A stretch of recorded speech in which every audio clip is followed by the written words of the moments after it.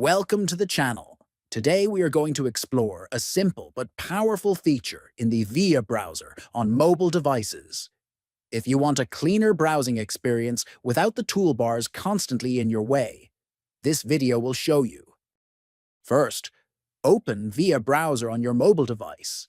Next, look at the bottom right and tap on the three-line menu icon. Then, tap on Settings to access the browser configuration options. Inside the Settings page, find and tap on General. After that, find and tap on Toolbar Settings. Once you are in Toolbar Settings, look for the Auto Hide Toolbars option and tap on it. Next, you will see three options to choose from: Always, Scroll, and Press. Choosing Always will keep the toolbars hidden at all times until you manually bring them back. Selecting Scroll will hide the toolbars only when you scroll down on a web page, making them reappear when you scroll up. Finally, the Press option allows the toolbars to stay hidden until you tap the screen to reveal them.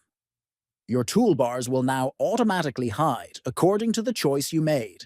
Thanks for watching and enjoy a smoother browsing experience.